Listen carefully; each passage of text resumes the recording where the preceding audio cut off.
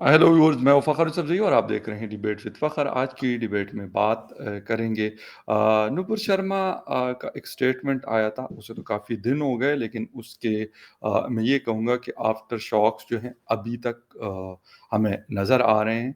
वो हिंदुस्तान में हो, पाकिस्तान में हो, कुछ और कंट्रीज़ में। वजूहात क्या हैं?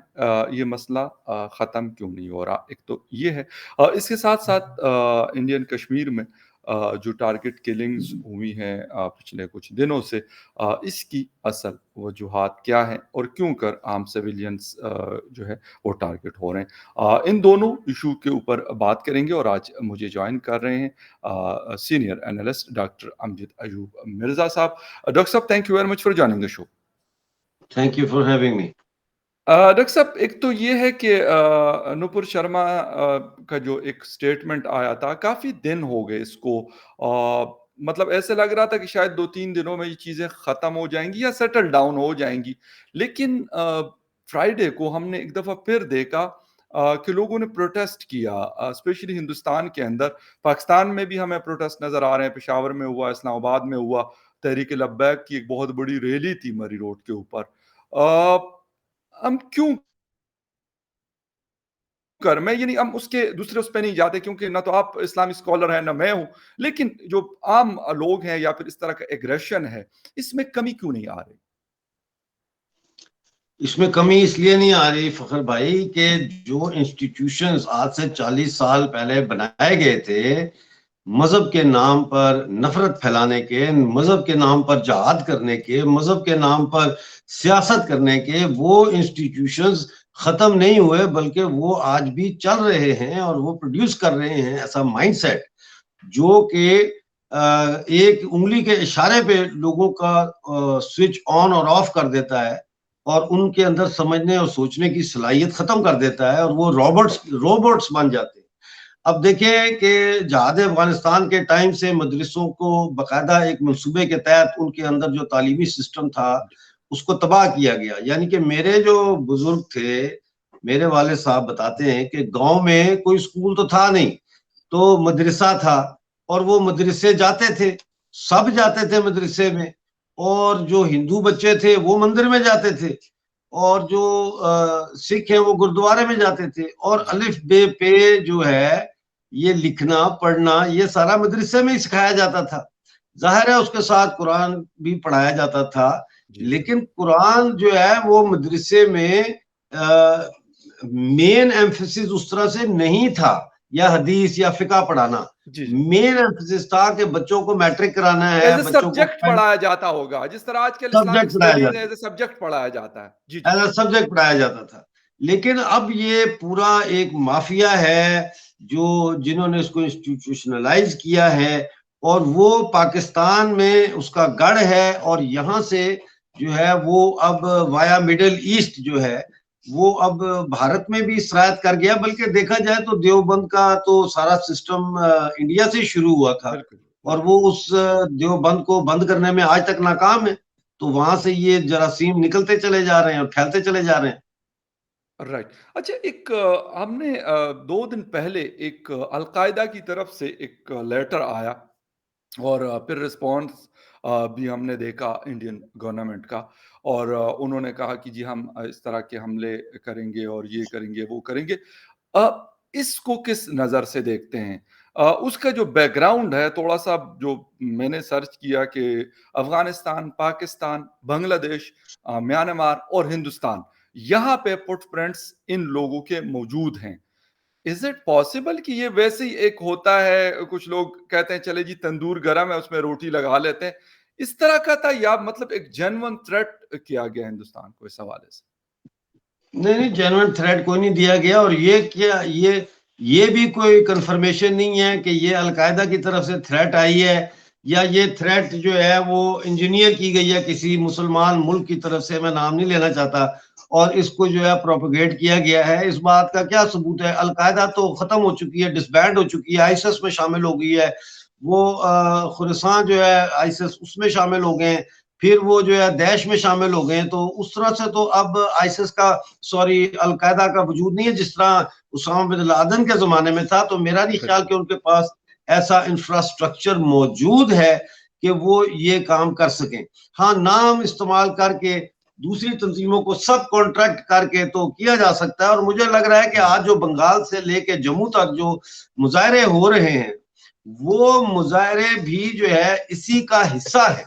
इतने बड़े पैमाने पे मुजाहरे देखे ना, अगर वो जो मौलवी हैं मस्जिदों के, अगर वो ऐसा खुतबा जुमे को देते आज, जिसमें वो लोगों को समझाते कि भाई हम एक ऐसा देश है जहां मल्टी कल्चरल है, मल्टी रिलीजियस है, तो हम अदालतों पे हमें पूरा भरोसा है, और अदालत में इस पे मुकदमा किया जा सकता है, आप लोग अब शांत होकर घरों को चले जाएं, तो लोग चले जाते। लेकिन इन्होंने उनको उकसाया, इन्होंने तौहीन रसालत की आड़ लेके तौहीन रसालत को मतलब है कि उसको एक्सप्लॉइट किया अपने पॉलिटिकल गेन्स के लिए। आप अवैसी की तकरीरें सुने, आप वहां के मुस्लिम जो लीडर्स हैं इंडिया के, उनकी तकरीरें सुने तो वाज़ेह हो जाता है कि वो इसमें से पॉलिटिकल कैपिटल निकालना चाहते हैं अगले इलेक्शन के लिए।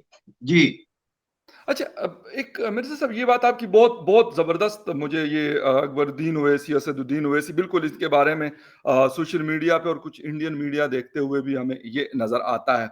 लेकिन कुछ इस तरह का नहीं है कि दोनों तरफ इससे अपने पॉलिटिकल, इस वाक़ये की मैं स्पेशल ज़िक्र नहीं कर रहा, ओवरऑल जब हम देखते हैं जिस तरह हरिद्वार में एक साहब थे, मुझे तो उनका नाम भी नहीं आता, वो कहते जी इतने लाख मुसलमानों को ये कर दो, वो कर दो। क्यों कर ये चीज़ों को हम सपोर्ट क्यों करते हैं? एज़ ए मुस्लिम भी, एज़ ए हिंदू भी, या एज़ ए किसी और रिलिजन के भी, क्यों हम हमारे मतलब लाज़िमी सी बात है, अगर वो बीजेपी कहते हैं तो बीजेपी एक छोटी पार्टी तो नहीं है। हिंदुस्तान में पिछले 10 सालों से या 15 सालों से उनकी हुकूमत है इतने बड़े मुल्क में। दुनिया की सबसे नरेंद्र बड़ी मोदी जी पार्टी है, का बड़ा होल्ड है अपनी पार्टी के ऊपर। दुनिया की सबसे बड़ी सियासी जमात है बिल्कुल, बीजेपी, बिल्कुल। दुनिया की। एग्ज़ैक्टली। Exactly exactly. तो मैं कह रहा हूं कि इस तरह के लोगों को, इस वाक्य से हट कर बात कर रहा हूं, जब इस तरह का कोई स्टेटमेंट देता है तो उनको मतलब सख्ती से क्यों नहीं मना किया जाता? अकबरुद्दीन ओवैसी हो, असदुद्दीन ओवैसी हो, या फिर हिंदू जो जिसे कहते हैं कि एक्सट्रीम की तरफ जाते हैं और इस तरह की बातें करते हैं या धमकियां देते देखिए जी, हिंदू को एक्सट्रीम की तरफ किसने धकेला? जिसको आप एक्सट्रीम कहते हैं, हैं? जी। किसने धकेला? राइट। उसको धकेला सेंट्रल एशिया के उन गासिब हमला आवरों ने, जिन्होंने आके हिंदुस्तान पे कब्जा किया, लाखों की तादाद में हिंदुओं का कत्लेआम किया, और उसके नतीजे में जो हिंदू अपने टेरिटरी का दिफा कर रहा था उनको कत्ल किया, जो हिंदू अपने सनातन धर्म का दिफा कर रहा था उनको, आपको पता है, उबलती हुई तेल की कढ़ाइयों में डाल के मारा औरंगजेब ने। तो ये किस्से मौजूद हैं तारीख में। तो एक एंटेगनिज्म जो है सोसाइटी के अंदर मौजूद है। ये एंटेगनिज्म को कंट्रोल करने के लिए मैं समझता हूँ कानून को बहुत मजबूत होना चाहिए। मिसाल के तौर पर कम्युनल हेट स्पीच के खिलाफ जीरो टॉलरेंस होनी चाहिए।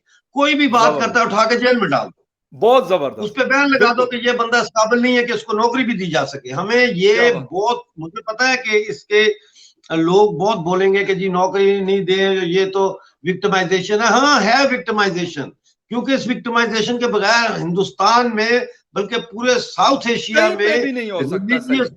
मजहबी बुनियादों के ऊपर जो फसाद एग्जैक्टली है ये रुक नहीं सकता, ये नहीं रुक और सकता।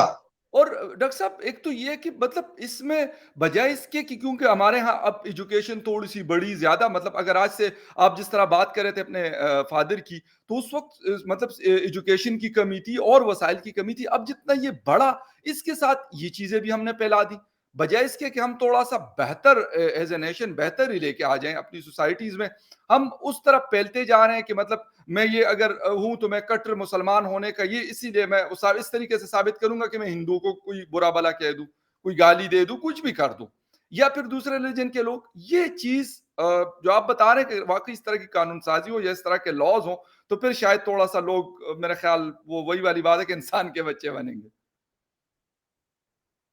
नहीं, बिल्कुल आपकी बात सही है। देखे ना कि ये कोई बात है कि एक मुसलमान मुसलमानियत को आइडेंटिफाई कर रहा है नफरत, दूसरे से नफरत के साथ। बिल्कुल मुसलमान बिल्कुल हो तो बात तो ये करनी चाहिए कि हमसाये का ख्याल रखो, जो खुद बिल्कुल पहनते हो दूसरे को पहनाओ, जो खुद बिल्कुल खाते हो दूसरे को बिल्कुल खिलाओ। किसी को तोहफा भी देना है तो अपनी जो बिल्कुल पोशाक या जो तुम अपने लिए तोहफा पसंद करोगे वही दूसरे के लिए तोहफा पसंद बिल्कुल करो।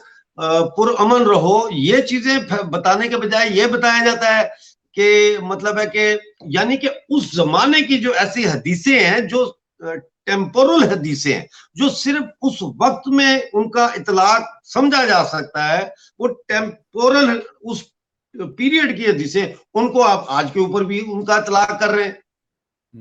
और आप जब राइट। इतलाक उसका करते हैं तो फिर मुसीबत पड़ती है, और आप ठीक। बजाय एक अच्छा इंसान पैदा करने के आप हैवान पैदा करते हैं।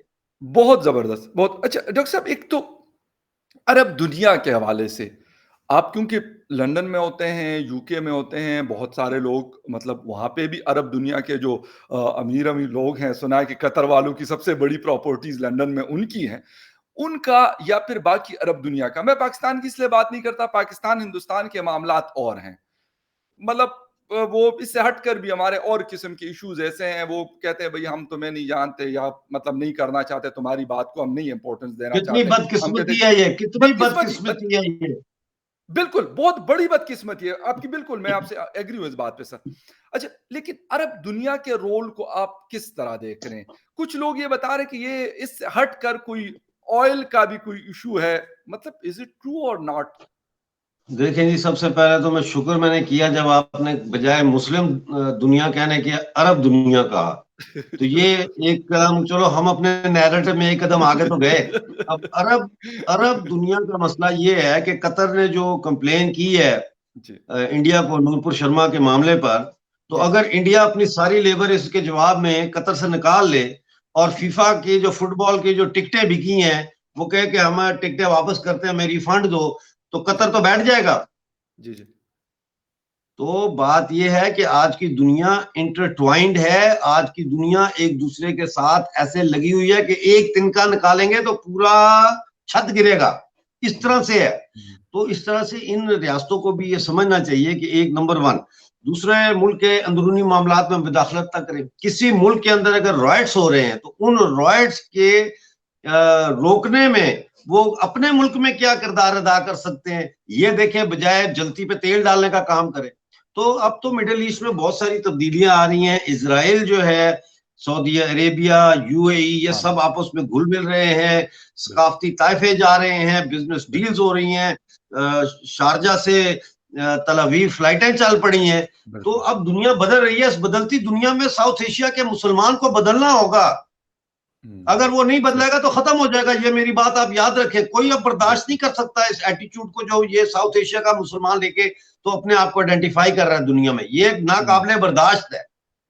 ठीक। अच्छा, अच्छा डॉक्टर साहब, एक मतलब कश्मीर की तरफ आते हैं। कश्मीर में पिछले कुछ अरसे से ये चीज़ देखने को मिल रही है कि दोबारा से कुछ कश्मीरी पंडित्स जो थे उनको टारगेट किया गया या फिर आम सिविलियंस जी। काफ़ी टारगेट हुए।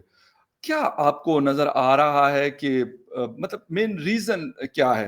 हालाँकि देखा जाए तो पिछले काफ़ी अरसे से मतलब अमन-अमान की सूरत-ए-हाल बेहतर रही है ओवरऑल अगर देखा जाए तो। क्या बात है। देखिए फखर भाई, कसम से मैं चाहता हूं कि जहां आप रहते हो ना, मुझे पता है कि इस वक्त आप कितनी मुसीबत में होगे इस महंगाई की वजह से। देखो, आप एक शरीफ आदमी हो ना, आप वो तो नहीं हो लिफाफा जर्नलिस्ट। तो आपने बिजली का बिल भी देना है, खाने के लिए कुछ खुराक भी खरीदनी है, कपड़ा लता भी लेना है, सब घर का कुछ, किराया भी देना है, सब देना है।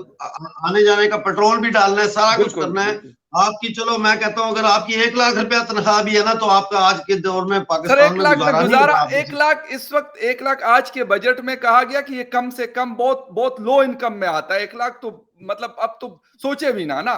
इस हालात में कुछ सीधे, भी ना सोचे, वो बहुत ही लोअर ठीक इनकम में आ जाता है इस वक़्त। ठीक है। तो मुझे अफसोस होता है, मेरा दिल खून के आंसू होता है। आप मेरे दिल का हाल नहीं जान सकते, क्योंकि हुँ, आप मेरे ही शरीर का हिस्सा है ना। हम एक ही है ना सारे, बिल्कुल, चाहे हम बिल्कुल। अफगानी हो, चाहे पंजाबी हो, चाहे हम बलोच हो। अवाम की बात कर रहा हूँ, अशराफिया की आवाम की बात मैं नहीं बिल्कुल, कर आपकी रहा। बात सही है। हम एक हैं। तो आपका ये जो सवाल है कि कश्मीर में कश्मीरी पंडितों को, कुछ मुसलमानों को भी मारा जा रहा है, तो जो मुसलमान मारे गए हैं, एक तो आर्टिस्ट मारी गई है मैं कहता हूँ कि किसी भाई भी कश्मीरी उसको, को, अगर मतलब बेचारे हिंदू हो, वो हाँ, मुस्लिम हो या फिर वो कश्मीरी पंडित्स हों। बात यह है कि मुसलमान तो वो मारे जा रहे हैं जो मुसलमान इंडियन नेशनलिस्ट हैं, ठीक है। ओके, जो राइट, कश्मीरी पंडित हैं, इनको इसलिए मारा जा रहा है कि बहुत सारे कश्मीरी पंडित बड़ी तादाद में जो है गवर्नमेंट की जो पॉलिसी थी बीजेपी की, मोदी की, उसके तहत वापस आके सेटल हो रहे हैं, ठीक है। राइट। और वो सेटल हुए, गवर्नमेंट उनको गवर्नमेंट जॉब्स दी गई हैं और उनसे एक बॉन्ड बनवाया गया कि आप कश्मीर में ही जॉब आपको मिलेगी, आप ट्रांसफर नहीं करवा सकते जम्मू या कश्मीर से बाहर, ठीक है। ओके। तो ये है। फिर आपको मैं एक बात बताऊं, जनवरी 2020 से लेके जनवरी 2022 से लेके मई 2022 तक सिर्फ कश्मीर के अंदर 80 लाख टूरिस्ट आया है, ये रिपोर्ट है। और जिसका मतलब है 51,000 टूरिस्ट अ डे कश्मीर में आया है, ठीक है ना। तो ये जी पागल हैं जो ये आ रहे हैं कश्मीर में। जाहिर है अमन, एब्रोगेशन ऑफ 370 एंड 35A के बाद वहां अमन हुआ है, डेवलपमेंट हुई है, वो टेररिज्म के सेल्स तबाह हुए हैं, सारा कुछ करके। तो अब जो हमसाया मुल्क है वो, उसकी तो पॉलिसी ही कश्मीर के ऊपर है, वो कैसे ये बर्दाश्त कर सकता है। और फिर जो अफगान से वापस आए हैं बैटल हार्डेंड जो जहादी हैं, उनको कहीं खपाना तो है। तो अब ये उन्होंने सिलसिला शुरू किया है कि जनाब यहाँ पे टारगेट हाइब्रिड वॉर शुरू करो कश्मीर में, क्योंकि लोग तो सड़कों पे निकलते नहीं है, तो हाइब्रिड वॉर करो। लेकिन मैं हैरान हो गया आज जब मुझे ये पता चला कि जम्मू के अंदर भी जुलूस निकल रहे हैं नूपुर शर्मा के मसले पे। तो जी इसका जी बिल्कुल मतलब ये है कि जो मस्जिदों का नेटवर्क है जम्मू कश्मीर में, उसकी जो ताने बाने हैं वो कहीं और मिलते हैं। सही। अच्छा, नहीं तो इस वक़्त एक तो ये वाला इश्यू मतलब जो आप बता रहे हैं कि अगर हम ये देख लें कि अगर लेट्स सपोज़ आप क चलें आप पाकिस्तान का नाम नहीं लेते, मैं ले लेता हूँ क्योंकि बहुत सारे हमारे जितने भी कश्मीर के दोस्त हैं वो ये कहते हैं कि जी पाकिस्तान ने यहाँ पे कुछ इस किस्म की चीज़ की हुई है। कैसे? एक तो सबसे बड़ी बात इस वक़्त फाइनेंशियल क्राइसिस इंतहाई सीरियस है सर। मतलब आपको भी पता होगा, आप वहाँ पे बैठे हुए लेकिन आपको पता है कि पाकिस्तान में इस वक़्त क्या सिचुएशन चल रही है। फाइनेंशियल की उसकी क्राइसिस की बात कर लें, बाकी मसाइल की बात कर लें, वो इतने बड़े हैं कि फिर इसके लिए मतलब फंडिंग और ये चीज़ें, ये मतलब मेरा असल जो मसला है ना, ठीक है, मैं कहता हूँ कि ये कहाँ से, क्योंकि लोगों को खाने को सर नहीं है। सीधी-सी बात है, ठीक ये है, बिल्कुल ठीक है, सच बता रहा हूँ आपको कि लोग रोटी ठीक के है, लिए तरस रहे हैं, तो फिर इन लोगों के पास कितना मतलब कितनी फंडिंग है कि लाज़मी-सी बात है मोबिलाइज़ करना इज़ नॉट अ जोक, और वो भी किसी दूसरे की कंट्री में करना होता है, वो ज़्यादा फिर आपको ठीक है, ज़ोर लगाना पड़ेगा। ठीक है। पहली बात तो ये कि फाइनेंशियल क्राइसिस पाकिस्तान में आपके लिए है, गरीब आदमी के लिए है, ठीक है। एक्सक्यूज में तनख्वाहदार आदमी के लिए है, जी, पाकिस्तानी फौज के लिए नहीं है। पाकिस्तानी फौज ने तो इस बजट में 1.4 ट्रिलियन जो है रुपए अपने लिए रखे हैं जी, जी। जो पिछले बजट से 83 बिलियन ज्यादा है। हाँ, बिल्कुल। उनको क्या फाइनेंशियल क्राइसिस का सामना है? उनको कोई राइट। फाइनेंशियल क्राइसिस का सामना नहीं है। सिविलियन गवर्नमेंट को है एक्सक्यूज मी, जी। फाइनेंशियल क्राइसिस का सामना सिविलियन गवर्नमेंट को है, हुँ। आपको है, सरकारी मुलाजमों को है, पाकिस्तानी कब्जे वाले आम जम्मू कश्मीर पाकिस्तानियों को है, को है। जिसका जिसका 14 अरब रुपया हमारा बजट में से उन्होंने काट लिया है। तो वो भी हमारे से बिजली का जो वो कमाते हैं उसमें से हमें वो देते हैं बजट, उसमें भी 14 लाख तो हमारे लिए है। देखें, इसके अलावा जब निकरागुआ के खिलाफ साउथ अमेरिका में कॉन्ट्रा रेबल लड़ रहे थे तो सीआईए उनको सपोर्ट कर रही थी, लेकिन सीआईए अपनी जो किटी होती है उसमें से वो उनके लिए फंड नहीं निकाल सकती थी उस गुरिल्ला वॉर के लिए। ओके। तो उन्होंने वहां कोको जो होती है अफीम और जी, ये जी। हेरोइन के खेत लगाए और स्मगलिंग का पूरा नेटवर्क उन्होंने कायम किया और उससे उन्होंने कमाई की और उन्होंने कॉन्ट्रा रेबल्स को सपोर्ट किया निकरागुअन गवर्नमेंट के खिलाफ। ये ग्वाटेमाला वगैरह ये सब जगह पे तख्ते इसी तरह उल्टे हैं उन्होंने, इसी तरह की फंडिंग से। ओके। अफगानिस्तान में आप जरा पता करके मुझे बताएं कि अफगानिस्तान में जब से तालिबान हमारे जो भाई आए हैं इक़्तिदार में, तो पॉपी की जो फसल है उसमें कितना इजाफा हुआ है और वो अ, कैसे बिक रही है। हुँ। पाकिस्तान आर्मी पाकिस्तान में हीरोइन स्मगलिंग की हैंडलर है और पार्टनर है। इनके लेकिन नेशनल लॉजिस्टिक सेल, इनके ड्रोन जो है उसके बगैर ये मुमकिन ही नहीं है। और जम्मू के अंदर इन्होंने कैरियर ड्रोन्स के जरिए हीरोइन फिकवाई है, चरस फिकवाई है, साथ स्टिकी बॉम्ब्स, वेपन्स, एम्यूनिशन भी फिकवाए हैं। तो हुँ, ये इस तरह से पैसा कमाते हैं, इस तरह के राइट। जो काम है दहशतगर्दी के उनको फंड करने के लिए। अच्छा सर एक बस ख़त्म कर रहा हूँ, टाइम क्योंकि ख़त्म है आपका, मेरा ख़्याल गला भी ख़राब बिल्कुल। है। सर अगर ये वाली चीज़ लेट्स सपोज़ मैं ये मान लेता हूँ कि ये मतलब स्मगलिंग और ये क्योंकि यूनाइटेड नेशन जो ड्रग्स के ऊपर काम करता है, अकॉर्डिंग टू देम 2001 में जब अमेरिकन्स ने टेक ओवर किया अफ़गानिस्तान को, उसके बाद ग्रेजुअली वो रिपोर्ट आपको कहीं से भी आम अवेलेबल है, मिल सकती है।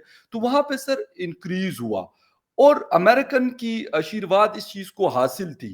और कहा जाता है कि अमेरिकन सीआईए सबसे बड़ा क्योंकि मेरे जैसा आम बंदा या आप जैसा या हम जैसे जितने भी लोग हैं, वो अमेरिका तो ड्रग्स नहीं हम पहुंचा सकते, ना यूरोप पहुंचा सकते, ना किसी और इवन अरब में जाते हैं तो वो सर उड़ा देते हैं और सही करते हैं।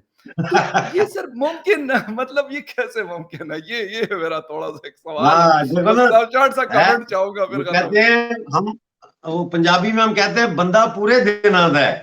आपने सवाल किया, आपके सवाल का जवाब ये कि नहीं आप सर पूरे एक्चुअली दिन के आप मतलब बड़े एक एक एक आप बैकग्राउंड मैंने आप पढ़ा था, और यकीन करें मुझे वो याद आया। मुझे इससे फ़र्क नहीं है अगर वो कोई गलत काम हमारी फ़ोर्सेस के लोग करते हैं, तो मैं कभी उसको ये नहीं कहता कि नहीं जी वो तो बिल्कुल फरिश्ते हैं, तो वो ऐसे सर ऐसी बात नहीं है बिल्कुल। हमारे ऊपर बड़े सारे ये अनफॉर्च्यूनेटली बड़े सारे दाग हैं और मैं तो कहता हूँ मैं तो उनसे मेरी यही रिक्वेस्ट है कि सर अगर आप ये धोएँगे तो आपके लिए बेहतर होगा। मेरे लिए नहीं बेहतर होगा, मेरी ज़िंदगी उसी तरह चलेगी, मैंने वही मेहनत मज़दूरी करनी और अपनी रोटी कमानी है। आप लोगों के लिए बेहतर होगा अगर आप बेहतर करेंगे उसको। खुदा आपको खुश रखे। शट देखें, शुक्रिया। बात ये है, खुदा आपको खुश रखे, खुदा आपको खुश रखे। मैं हुँ, जब भी आपका नाम मेरे ज़हन में आता है, मैं आपकी खुशहाली की, आपकी सेहत की और आपकी हिफाज़त की, यकीन जाने फ़खर भाई, मैं हमेशा मेरे दिल से दुआ निकलती है। बहुत शुक्रिया सर, बहुत अच्छा, शुक्रिया, मैं थैंक आपने जो सवाल किया बड़ा अहम है और इसके अंदर आ जाती है अब सीआईए की आपने बात की। आपको यू। पता जी, है जी। कि अफ़गानिस्तान में जब ये हेरोइन की काश्त होती थी, जो आपने बताया कि बिल्कुल, अमेरिका आप के दौरान बढ़ी है वो बिल्कुल बिल्कुल। सही रिपोर्ट है। तो जी, ये जी, गई कहाँ? बढ़ी तो गई कहाँ? क्या उन्होंने वहाँ को बिल्कुल। गोदाम रखे हुए थे? नहीं, नहीं सर जनाबे कहीं और वाला जाती है। अमेरिकी, सुन ले मेरी बात, सुन ले जी, मेरी जी। बात। अमेरिकन हेलीकॉप्टर्स जो होते हैं ना, उनमें जो मरे हुए होते हैं ये फौजी अमेरिकन, जी, जी। उनके जो ताबूत आते थे ना, उन ताबूतों के अंदर हीरोइन भर के तो अमेरिकन हेलीकॉप्टर्स के जरिए वहां से स्मगल की जाती थी। बिल्कुल। जी, बिल्कुल। तो ये सब मिले हुए थे आपस में। मैंने ये आपको बात बताया बिल्कुल कॉन्ट्रा रेबल्स के, सारा बताया आपको। नहीं, नहीं सर बिल्कुल आपकी बात काफ़ी ब ये जो आपने अभी एंड में बताया बिल्कुल ये काफ़ी सारे इसके शवाहिद ऐसे हैं कि मतलब मिलते रहते हैं और मसला ये है कि बजाए इसके मैं एंड पे यही बात करूँगा, इस पे ख़त्म करूँगा, आपको थैंक यू भी कहूँगा और यही कहूँगा कि हम अपने घर को सीधा हमें करने की ज़रूरत है। बिल्कुल, बहुत सारे काम हमें करने की ज़रूरत है बजाए इसके कि हम बिल्कुल। उधर अगर कोई थोड़ी बहुत गड़बड़ी फैला दें या कहीं और गड़बड़ी फैला दें तो ठीक है फॉर द टाइम बीइंग हमें शायद थोड़ा बहुत फायदा होता होगा लेकिन लॉन्ग टर्म पे उसका नुकसान हमने पहले भी उठाया था और उसका नुकसान हमें आइंदा भी उठाना पड़ेगा अगर हम इससे खत्म नहीं करते और उसको मतलब स्टेप डाउन नहीं होते इस चीज से। डॉक्टर साहब थैंक यू वेरी मच, आपने अपना कीमती टाइम दिया and viewers thank you very much for watching debate with Fakhar Yusuf. किसी और डिबेट पे फिर मिलेंगे, तब तक के लिए टेक केयर एंड बाय।